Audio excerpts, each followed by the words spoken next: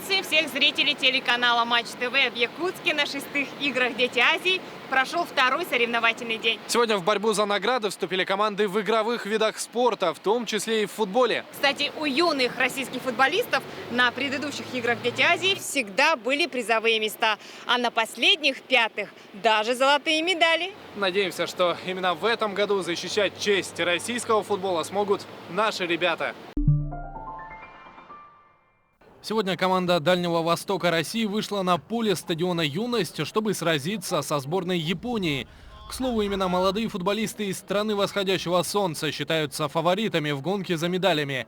Во многом из-за старшего брата национальной команды Японии, многократного чемпиона Азии.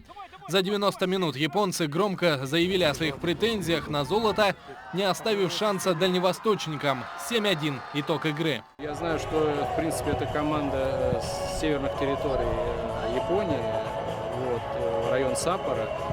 И они смогли только привести 13 игроков. Но судя по тому, как они действуют на футбольном поле, в самоотдаче им, в общем-то, надо отдать должное. Все заявленные сборные сыграют между собой, а победителя выявят по количеству набранных очков.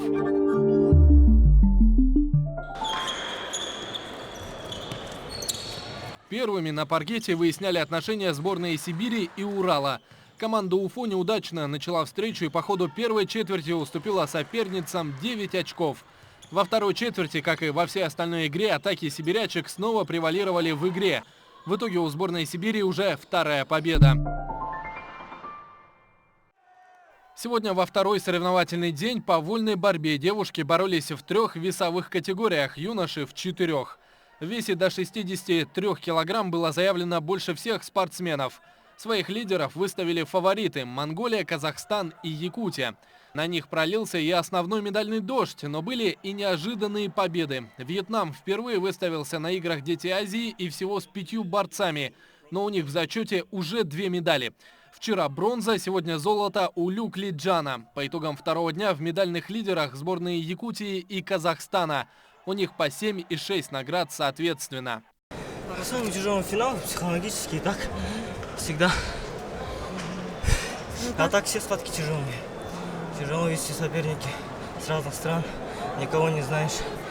От кого что можно ожидать? Я хочу в первую очередь пожелать спасибо сказать тренеру, старшему тренеру, своему личному тренеру, что подготовили меня к этому. Если, мне кажется, ничего бы этого не было, я бы не была бы в финале. Соревнования прошли очень хорошо, мне понравилось, все понравилось. Как встретили, понравилось. Соперники были сильные.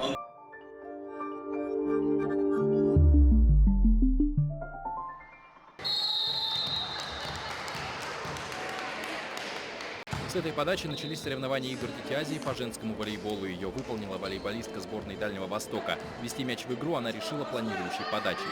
К сожалению, подача успехом не увенчалась, мяч попал в сетку. Очко в пользу уральских девчонок. Неудачной стартовой подачи причина или нет, но первую партию команда Дальнего Востока проиграла со счетом 25-11. Бороться надо, отдаете, дарите. Перебивают, никого нет. Быстрее смену делать. Если новый игрок вышел, заранее договоритесь. Мы договаривались. Ну почему сейчас никого не было в первом номере? Идет удар на площадке, в первом номере нет игрока. Увы, наставление тренера – это всего лишь часть успеха. Уральские волейболистки хорошо работают на блоках, метко вводят мяч в игру, поэтому переломить ход встречи не удалось и в третьей партии. Команда серьезная достаточно. Так получилось, что мы были более собраны, более настроены. Надеемся, что такой же настрой у нас будет дальнейших игр. Позднее на площадке встретились спортсменки из Сибири и Якутии. Перед матчем хозяйки поля порадовали болельщиков танцевальными пан.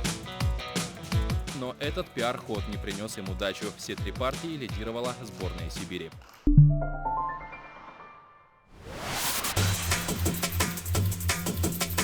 В бассейне Чолбон, что переводится как «полярная звезда», в первый стартовый день в заплыве на 200 метров баттерфляем далеко позади оставили своих соперниц 2 бабочки из Гонконга. Я очень счастлив, потому что пловцы сегодня были на высоте. У нас уже 2 золотые медали, 1 серебряная и 2 бронзы. Тренеры, кстати, оказались самыми эмоциональными на трибуне. Наставники как могли направляли подопечных к победе.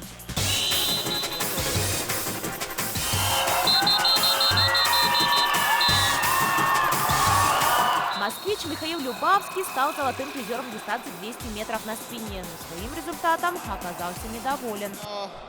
Хотелось бы лучший результат. Мне кажется, я не вошел во все повороты, мне надо было ближе подходить к ним, отрабатывать их. Надо завтра отработать. На дистанции 1500 метров вольным стилем лучшее время у пловца из Вьетнама, который ушел в отрыв сразу после старта. Сократить его весь заплыв старался дальневосточник Даниил Соловаев. Но, увы, Хуан Генхю не дал ему такой возможности. Свои медали призеры получили только вечером на торжественной церемонии в центре Якутска.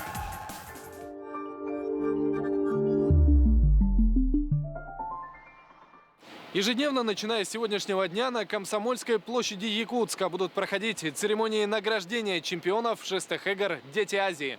Эту площадь выбрали не случайно, ведь рядом находится главная спортивная арена, где горит огонь игр, который был зажжен вчера на церемонии открытия. Призеры игр получают медали из рук выдающихся спортсменов с мировыми именами. Примечательно, что оргкомитет игр не забыл про тех, кто привел этих ребят к победе. Золотые медали достаются и тренерам чемпионов. По-моему, неплохая благодарность людям, посвятившим себя детскому спорту. Сегодня в настольном теннисе оспаривали звание сильнейших в одиночном и парном разрядах теннисисты из 13 стран. Наша страна выставила команды из Дальнего Востока, Урала и Якутии. Предварительные игры определят финальные 8 групп, а далее туры пройдут по олимпийской системе на выбывание. Классификация групп продолжится завтра, а сегодня для юных теннисистов был проведен мастер-класс чемпиона мира, члена паралимпийской сборной Сергея Поддубного. В ученики первым напросился китайский спортсмен. Я думаю, что это один из лидеров. Он очень хорошо играет, у него отличное чувство мяча. Если бы мы играли по-настоящему, он бы выиграл. Сергей Поддубный посетовал, что из-за занятости вынужден завтра покинуть игры «Дети Азии». Любые соревнования детские очень интересные смотреть, потому что вот эти вот искренние эмоции, искреннее желание выиграть. Ну, вообще детский спорт, я считаю, смотреть даже вот интереснее намного, чем взрослый. Новый стрелковый комплекс «Олимпиец» специально построен для игр «Дети Азии». В первый день турнира здесь прошли состязания в дисциплинах скиту, круглому стенду и по траншейному трапу. За места на победном пьедестале отстреливались представители Якутии, Татарстана и Сибирского федерального округа. Да.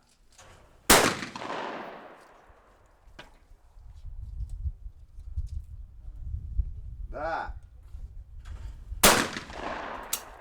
Стрельба ведется из гладкоствольных ружей 12-го калибра с использованием дробовых патронов. При попадании даже нескольких дробин в тарелочку она разбивается, что и приносит очки стрелку. Дуплеты очень сложные, а так полеты нормальные. Завтра юноши продолжат набирать очки, а девушки уже зачехляют винтовки. Первые места распределились следующим образом. По скиту золото поедет в Казахстан, а по трапу в Республику Татарстан. Начались и соревнования по шахматам. В течение 7 дней за игровые столы сядут 53 спортсмена из 13 стран. Согласно правилам, партии проходят в полной тишине, поэтому мобильные телефоны проносить на соревновательную площадку нельзя. Запрещается находиться на игре и тренерам. Для них подготовлен специальный зал ожидания, где установлено электронное табло, которое дублирует ходы шахматных фигур. Все ходы шахматных партий фиксируются и транслируются на электронном табло. Таким образом, каждый может следить за игрой. И примечательно, что такие возможности современных технологий используются во время соревнований. Полный зал зрителей собрал второй день соревнований по художественной гимнастике. Напомним, что по итогам первого дня лидером в групповом многоборье стал Казахстан, в команде которого все гимнастки мастера спорта международного класса. На ковер у нас вышла сборная Казахстана. Это лидеры после вчерашнего дня. Казашки лидеры. Ну, что сказать, конечно, классно просто.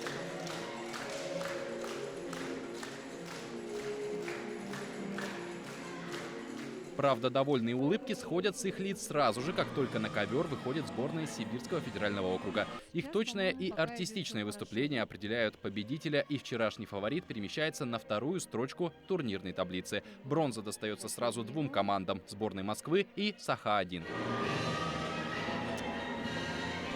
Пока другие гимнастки, не жалея макияжа, оплакивают свои поражения, команда из Китая, несмотря на последний результат, не отчаивается. Свое выступление их тренер Лю Чан оценивает прежде всего как опыт участия на международном ковре. Стартовали соревнования по боксу. В течение недели на ринг выйдут 179 спортсменов. Среди юношей бои пройдут в 13 весовых категориях, среди девушек в 5. 4 дня будут идти предварительные схватки, а 12 и 13 июля состоятся полуфинальные и финальные бои. Во время финалов ожидается максимальный наплыв болельщиков, ведь даже в первый день соревнований на трибунах было жарко.